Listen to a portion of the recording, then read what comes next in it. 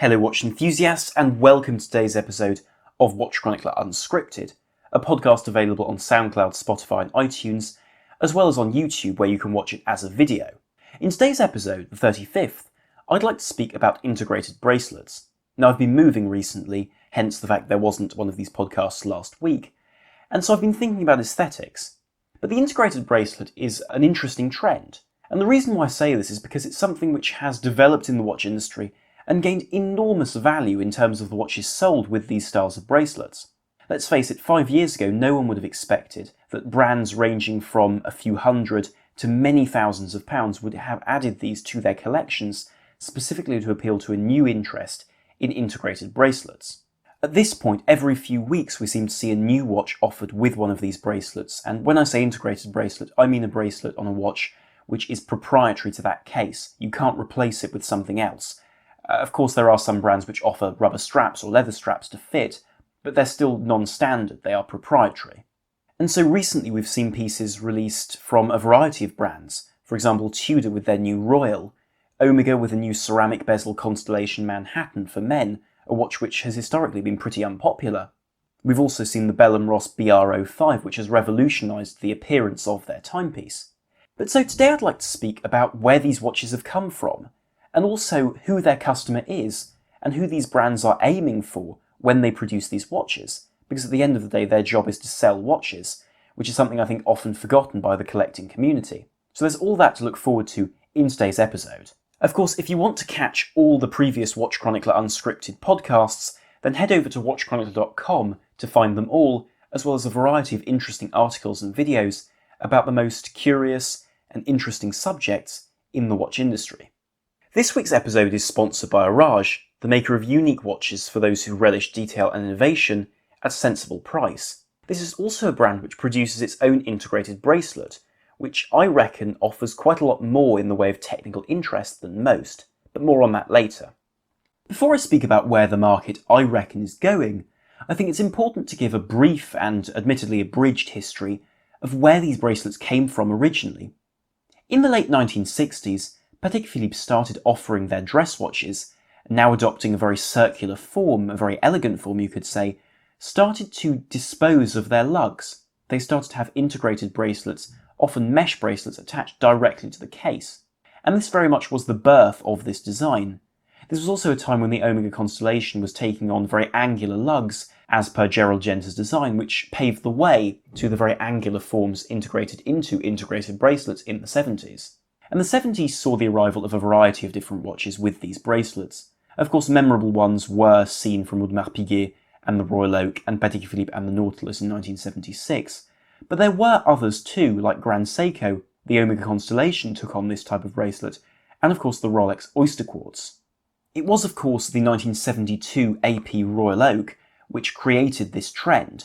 It was the watch which demonstrated that a steel watch could be luxurious, and that a bracelet could be integrated into the case to give one uniform design. This changed the way people looked at luxury watches, and continues to influence the present day, something which comes up later in today's podcast.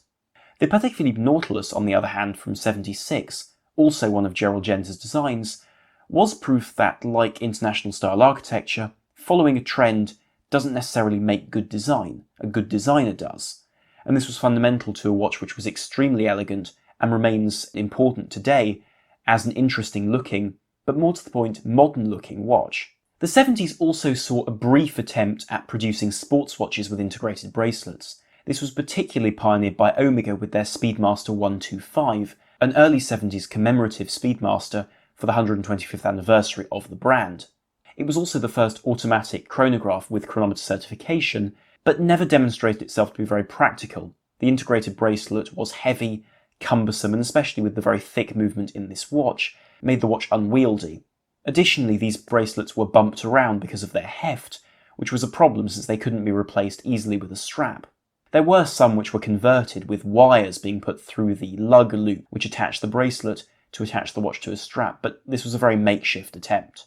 By the early 80s, this trend was very much on the way out, with the last hurrah, you could say, being the Omega Constellation Manhattan, which continues to be produced today in a modern form, which is a dated design in my opinion, but a handsome one, But in the 80s, the industry went in a more classical direction, as per the interest in the history of Swiss watchmaking, and so the integrated bracelet really lost ground and became irrelevant by the 90s.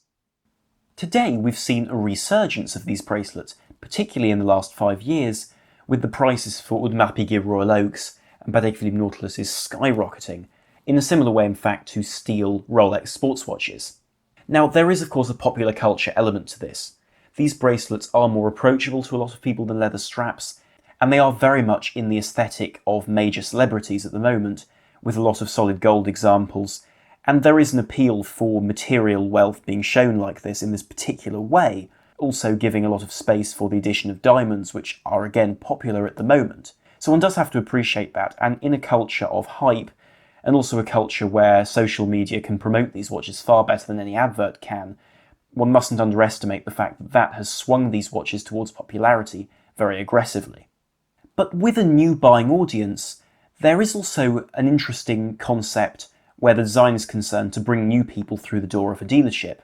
Because these watches give the opportunity to obviously signpost an everyday watch with functional use in mind as a dress and a sports watch. Because most people, let's say going into a Bell & Ross shop, would recognise this was a very specialised brand with aviation connections. If they didn't have a particular affinity for that, the watch would be of no relevance. But Bell & Ross have launched the BR05, a watch with an integrated bracelet, but with that square aesthetic of their brand and with the 4 screws. Many people dismissed it as just being a remake, or a replica you could say, with particular design changes being made to the Audemars Piguet Royal Oak. But in truth, I think this was a watch to bring new customers in through the door and show that this could be a watch for all occasions for them to enjoy. A proviso to remember with this is that at the higher levels, if you're looking at watches far more expensive, there is a self-fulfilling prophecy sort of side to it. When the AP Royal Oak launched in 1972, it gave us a luxury steel sports watch. It was a watch which was a sports watch but a luxury watch as well. And I think that that has developed a customer base in a way which they could never have imagined at the time today. Because at the moment, those who are looking for a watch often don't want to buy a dress watch with a leather strap, they want something more sporty. And so the precedent created by this design language, which most people buying these watches have seen throughout their lives, allows them to be able to spend on a Patek Philippe or an Audemars Piguet and feel comfortable with wearing the watch and also comfortable with the design. It's more approachable than something which feels far removed and detached, and perhaps even archaic, like an alligator leather strap. You could of course argue for aesthetic purity, but I think this has very little relevance to the average buyer, though I do understand brands wanting to have a design which couldn't be tampered with, and that's an interesting concept with, for example, the Patek Philippe Nautilus. It's a design which is iconic because of its bracelet's appearance, and you can't mess with that, you can't play with it. It fits any environment. It doesn't have a leather strap which would be too formal, or a fabric strap which would be too informal. It is perfect for every occasion, and I can understand a brand wanting to produce a product like that. But now for a message from this podcast's sponsor. And the sponsor of this podcast is Audemars, a brand with a unique outlook on design and quality, and with a remarkable new movement. Their 39mm Autark offers a sculpted titanium case which angles and curves inward to gracefully cover the wrist. Its dial, available with a power reserve, large date and small seconds, all native to the in-house movement, is extremely well finished. To contrast the remarkable hands and markers is a case available in hardened titanium to shrug off the most testing abuse. By contrast, the Omnium, with its facet-cut crystal and diamond-cut hands, is presented in gleaming 904L stainless steel for added lustre.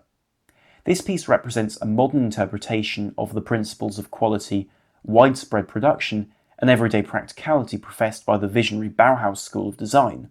All housing a highly developed in-house movement with a new silicon escapement, Audemars watches represent something very new.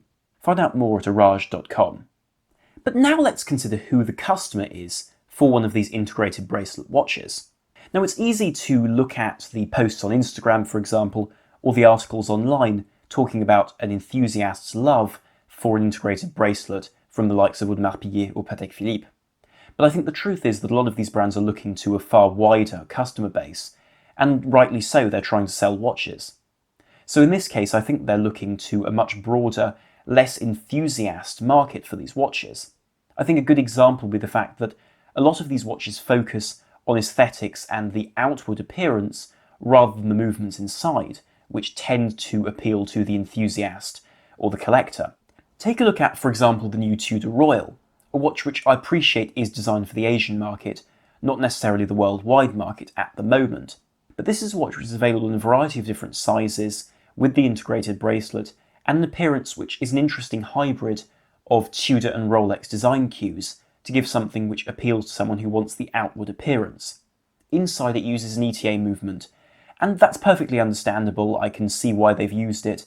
But to be honest, I think that buying a Longines with their upgraded versions of ETA movements with silicon components, longer power reserves, and phenomenal quality makes much more sense at the same price range. These watches are not designed for the collector. They're designed for someone who wants an appealing looking watch with decent water resistance, but also an aesthetic which can appear in the boardroom. At higher levels, this is generally the case too, with the Nautilus from Patek Philippe offering a movement which, by comparison to other Patek models at the same price, and I don't mean list price, I mean the price you'll spend if you want to buy one tomorrow, you won't be getting as good a movement. The truth is that this is a movement designed for a different price range. Its finishing, its construction, falls in a lower level within the Patek Philippe manufacturing circle, or pyramid you could say, and so doesn't make sense, but they will still sell because their design is produced for that market. There are of course outliers, for example the H. Moser & C Streamliner, a stunning watch by every account. It is a truly stunning high horology piece with an unbelievably impressive movement at its core, which uses an integrated bracelet for pure aesthetic function. It is an integrated bracelet which matches the case and allows the brand to produce a truly integrated appearance to the watch. And I can understand wanting to do that for a flagship model and also a very experimental model playing with new aesthetics for this watch. But I think for the average selling watch, not an ultra limited edition like that piece aimed at collectors, but a much broader appeal, these are watches which don't emphasise the movement as much as they emphasise the appearance of the watch overall. But tell me what you think in the comments section below, and like, share and subscribe if you enjoyed this piece as a video, or follow us on whichever podcast service you happen to enjoy using. Thank you very much for listening. This is Armon from WatchChronicler.com.